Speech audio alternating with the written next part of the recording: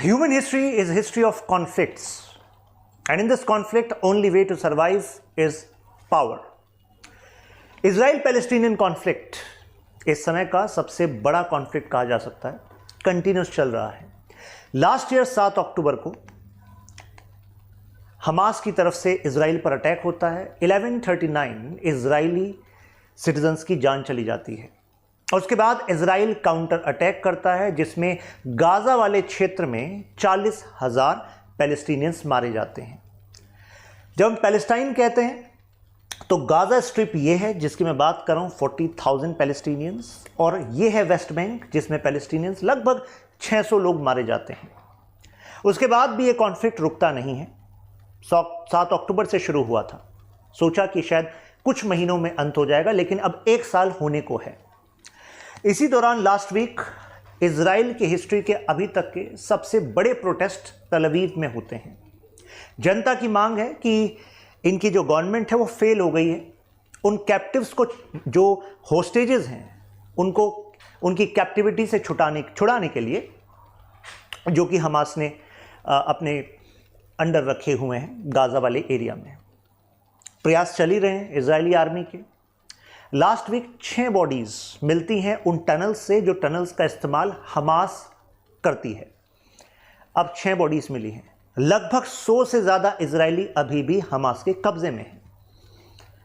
Israeli forces की माने तो उनका कहना है लगभग 1/3, 100 से ऊपर इजरायली अभी भी हमास के कब्जे में हैं। लेकिन इजरायली फोर्सेस का मानना है, अभी पुख्ता सबूत नहीं, मानना है कि शायद 1/3 के आसपास इनमें से शायद मारे जा चुके होंगे, क्योंकि 1 साल से ऊपर का पीरियड हो चुका है। आप में से कुछ लोग सोच रहे होंगे कि इजराइल तो इतना स्ट्रांग है, अभी तक अपने लोगों को छुड़ा क्यों नहीं पाया। हमास और इजराइल की अगर मिलिट्री पावर की बात करें तो कोई मैच ही नहीं है इजराइल का। फिर ऐसा कैसे? क्योंकि यहां पर लड़ाई किसी देश की आर्मी के साथ नहीं है कि आप आइडेंटिफाई कर सको कि ये आपके बेसेस हैं, ये इनकी यूनिफॉर्म है, ये इनका एस्टेब्लिशमेंट है जहां पर आप अटैक कर सकते हैं। इजराइल का सामना है नॉन स्टेट एक्टर्स के साथ। नॉन स्टेट एक्टर्स का मतलब यानी कि वो घुल मिल जाते हैं आसानी से, जो सिविलियन पॉपुलेशन है। तो आप कैसे बताएंगे कि कौन हमास का यू कैन से टेररिस्ट है और कौन आम आदमी है? और यही एक बड़ा कारण है कि 40,000 के आसपास आम जनता मारी जा चुकी है इस क्षेत्र में। अब ये जो प्रोटेस्ट कर रहे हैं, क्या इससे कुछ इजराइल के सरकार पर दबाव पड़ रहा है, कुछ चेंज आने वाला है? हालात कुछ ऐसे हैं कि इजराइल के डिफेंस मिनिस्टर अपने ही प्राइम मिनिस्टर की पॉलिसी टुवर्ड्स दिस ऑपरेशन उसमें सहमत नहीं है। लेकिन फिर भी इजराइल के जो प्राइम मिनिस्टर मिस्टर नेतन्याहू हैं, मेजर जो कैबिनेट है वो उन्हीं के साथ है। अब कहा जा रहा है कि शायद नेतन्याहू इस वॉर को एंड करना ही नहीं चाहते। सीज फायर के कई मौके हो सकते थे, शायद करना नहीं चाहते। इससे पहले बीच में एक्सचेंज हुआ है। जैसे एक डेटा हमारे पास है, Hamas took 240 people captive in the wake of attack in southern Israel. 105 captives.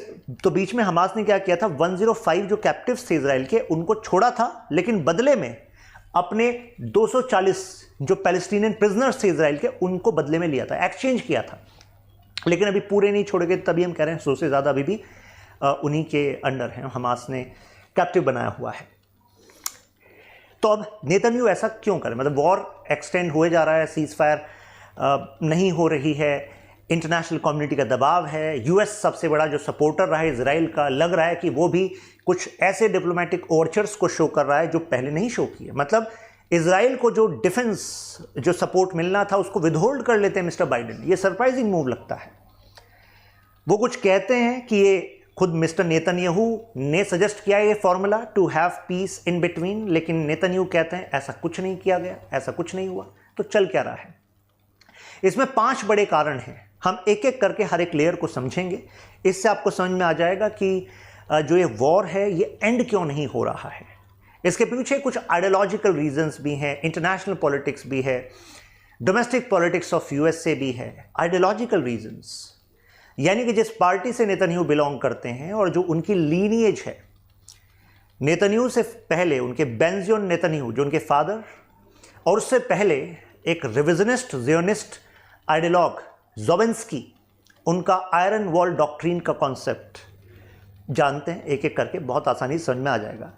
अभी जो लास्ट मीटिंग हुई इजरायली सिक्योरिटी एस्टेब्लिशमेंट की, तो इजरायली फोर्सेस यहां पर मौजूद हैं। इसको हम कह रहे हैं फिलाडेल्फी कॉरिडोर, करीब 14.5 किलोमीटर का ये स्ट्रिप है। अब आप कहेंगे यहां पर ये क्या कर रहे हैं, वो इस वजह से क्योंकि इस मैप को देख रहे हैं आप, ये इजराइल और यहां पर गाजा का जो नदर्न पार्ट है, ये इस मैप में आपको यहां पर दिखेगा, ये जो नदर्न पार्ट है ये ऑलरेडी इजरायली ऑक्यूपेशन में, फिलहाल इजरायली फोर्सेस यहां पर मजबूत हैं।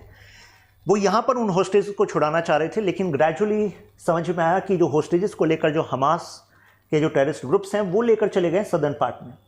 तो अभी ज़्यादातर जनता भी सदर्न पार्ट में कंसंट्रेटेड है। जैसे राफा रीजन आपने कुछ टाइम पहले सुना होगा, ऑल आइज ऑन राफा, वहाँ के रिफ्यूजी कैंप्स पर अटैक हुआ था, कितने लोग बेगुनाह मारे गए थे, आम सिविलियन। तो और यहीं पर जनता भी कंसंट्रेटेड है, यहीं पर हमास के जो टेररिस्ट ग्रुप्स हैं, लीडर्स हैं, वो भी यहीं पर हैं, और जिन होस्टेजेस को ढूंढा जा रहा है वो भी यहीं पर हैं। तो यहां पर इजराइल हो गया, इन फॉरवर्ड पोजीशंस पर इजराइल हो गया, और यहां पर इजराइल है। तो अब कोशिश ये है कि फर्दर वो आगे बढ़ते रहें। सीजफायर के स्टेप्स तो कितने देश ले ही रहे हैं, मिडिल ईस्ट के बाकी देश, यूएस, सब प्रेशर कर रहे हैं, लेकिन कुछ हो नहीं पा रहा। ऑफर ये रखा गया था कि इजराइल के कैप्टिव्स जो हैं, मतलब इजराइल के जो सिटीजन्स हैं उनको छोड़ दिया जाए, और बदले में इजराइल जो है वो सीजफायर, मतलब वो आगे नहीं बढ़ेगा। क्योंकि एक ये भी डर सता रहा था कई लोगों को कि कहीं ऐसा ना हो कि जैसे वेस्ट बैंक वाले एरिया में इजराइल का एक दखल मौजूद है, मतलब Israeli forces, Israeli police having some control over the establishment there, और सही इसी वजह से वेस्ट बैंक जो है वो कंपैरेटिवली पीसफुल है। गाजा गढ़ है हमास का। हमास जो संस्था वेपन का इस्तेमाल करती है और रिजेक्ट करती है आपके पैलेस्टीन, जो रिजेक्ट करती है इस इजराइल के एज एन एंटिटी को। कुछ टाइम पहले एक रोचक बात है कि कुछ टाइम पहले नेतन्याहू जो इस समय के प्राइम मिनिस्टर हैं, कहा जाता है कि वो एक मेजर सपोर्टर थे हमास के क्रिएशन के। अब आप कहेंगे ये तो आरोप हो सकते हैं, लेकिन देखिए इसमें एक स्ट्रेटेजिक एडवांटेज है। अगर वेस्ट बैंक में जो पैलेस्टीनियन जो पीएलओ है, पीएलओ जो मॉडरेट हो चुकी है, पहले एक समय हथियार उठा के रखा हुआ था यासिर अराफात के समय पर, उसके बाद वो peaceful you can say coordination, कोई बीच का सोल्यूशन चाहती है, 2 स्टेट सोल्यूशन चाहती है कि ठीक है कुछ एरिया पैलेस्टाइन हो जाए, कुछ एरिया इजराइल हो जाएगा। लेकिन जो राइट विंग वाले हैं जैसे कि नेतन्याहू, वो इसको एक हार मानते हैं। उनका मानना है कि अगर पैलेस्टीनियन नेशनलिज्म बना रहा तो वो आगे तक इजराइल के लिए प्रॉब्लम करता रहेगा। यानी कि इस एरिया पर कंट्रोल, आधिपत्य इजराइल का ही जरूरी है, तभी इजराइल पूरी तरह सुरक्षित रह सकता है। जो रिविजनिस्ट जायनिस्ट हैं, जैसे ज़ोबिन्स्की की मैं बात कर रहा था, आज से 100 साल पहले उनका मानना था कि जॉर्डन रिवर के दोनों तरफ इजरायली स्टेट होनी जरूरी है। अब दूसरी तरफ तो नहीं हो सकती भाई, वहां तो जॉर्डन देश है, लेकिन इस तरफ अब जो उसके बाद के रिविजनिस्ट जायनिस्ट आए, उनका कहना है कि कोई और अगर अरब एंटिटी जॉर्डन रिवर और मेडिटेरियन के बीच में आ गई, ये वाला रीजन की बात कर रहा हूं, यहां और इसके बीच में अगर कोई भी अलग स्टेट अरब एंटिटी आ गई तो वो हमेशा प्रॉब्लम करती ही रहेगी इजराइल के लिए। तो only way to safeguard your interest is complete Israel, and wherever Palestinian population is living, so there should be a civilian authority, they should have their own representation, Palestinian people, but this should be under the umbrella of Israel, so that यहां से security threat Israel को ना आए। ये एक doctrine है, एक सिद्धांत है जिसको ये फॉलो करके चलते हैं। अब बाइडेन का क्या कहना है? बाइडेन का फॉर्मूला देखिए। बाइडेन ने कहा कि मैं कहता हूं तुम्हें कि 6 हफ्तों का सीजफायर कर लो टेम्पररी, और इस बीच इजराइल से जो प्रिजनर्स हैं, जो पैलेस्टीनियन प्रिजनर्स हैं जिनकी मांग हमास कर रहा है, वो हमास को दे दी जाए। हमास से जो इजरायली हैं वो इनके पास आ जाएं, और ये टेम्पररी होगा। इस बीच फिर हम बाद में परमानेंट सीजफायर का भी सॉल्यूशन देख लेंगे, राइट? ऐसा रास्ते निकालने की उन्होंने बात की, परमानेंट सेटलमेंट से पहले ये किया जाए।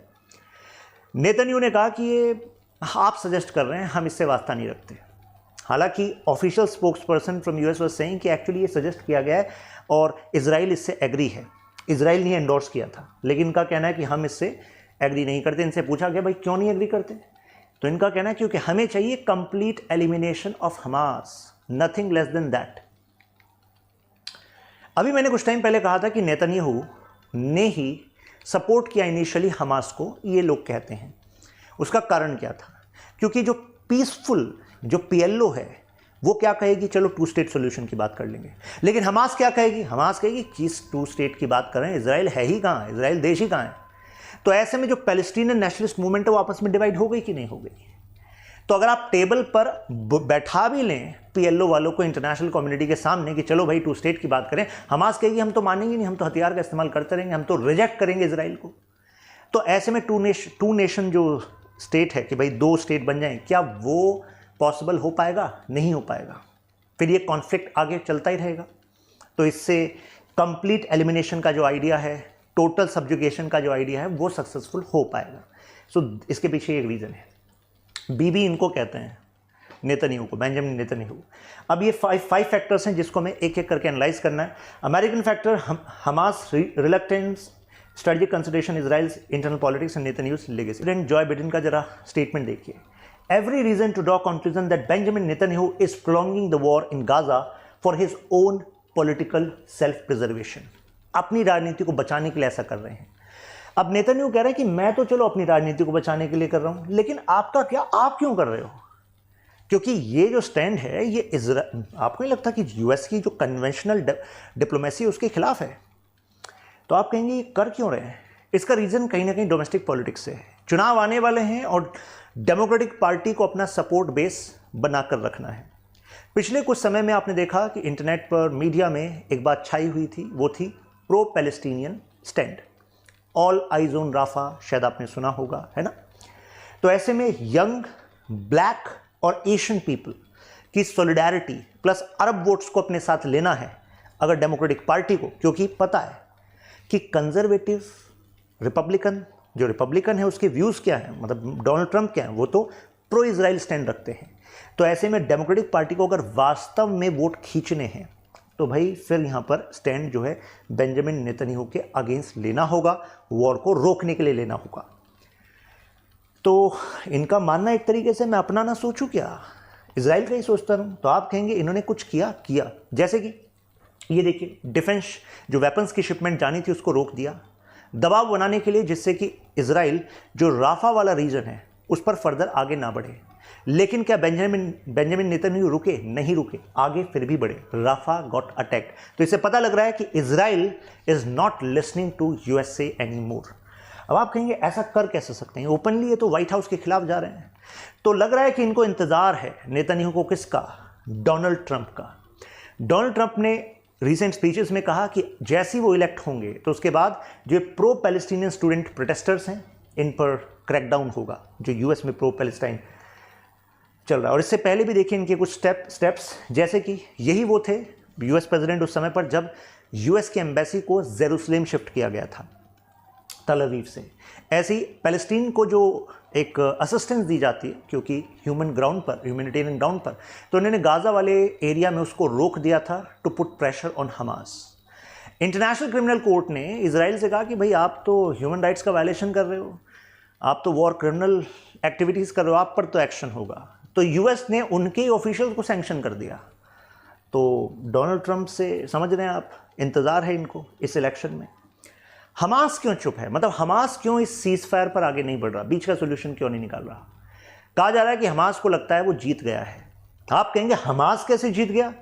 40,000 के आसपास पैलेस्टीनियंस मारे गए गाजा में, 600 के आसपास मारे गए वेस्ट बैंक में, और जो इजरायली सिटीजन्स मारे गए थे 7 अक्टूबर को, वो तो 1139 थे। देखिए बॉडी काउंट्स मैटर नहीं है यहाँ पर, आप इससे हार जीत ना देखें। हमास भाई जीतना और हारना डिपेंड करता है ना कि भाई आप अपना माइलस्टोन मान किसको रहे हो जीतने का। हमास का कहना है हम तो कंपेयर ही नहीं कर रहे, इजराइल के इक्वल थोड़ा ना है हम, लेकिन हम इजराइल को हम मानते ही नहीं हैं। तो हम ये मानते हैं कि इजराइल अगर 1 साल से हमारा नहीं कुछ कर पाए, एक तरीके से अभी तक होस्टेजेस हमारे पास हैं और इतने सोफेस्टिकेटेड इंटेलिजेंस एंड वेपनरी से नहीं कर पाया, तो एक जीत है। इससे बड़ी जीत वो मान रहे हैं कि इजराइल अब आइसोलेटेड हो रहा है gradually at global level. So called western liberal countries who are supporting Israel are not supporting that much now. Plus जो एक प्रोग्रेसिव माइंड इंटेलेक्चुअल्स हैं, मीडिया है इंटरनेशनल लेवल पर, उस पर भी दबाव बना है कि वो ऐसी बातें मीडिया में रखे जिससे प्रो पैलेस्टाइन स्टैंड स्ट्रांग हो। तो एक तरीके से हमास की जीत होगी कि नहीं होगी? इजराइल को आइसोलेट करना, तो ये हमास अपनी जीत मान रहा है, राइट।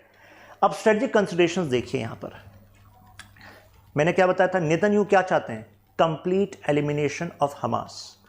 बताया आपको नदन गाजा वाले पार्ट में ऑलरेडी इजराइल है, यहां पर इस वाले स्ट्रिप पर इजराइल है, फॉरवर्ड पोस्टिंग्स पर इजराइल है।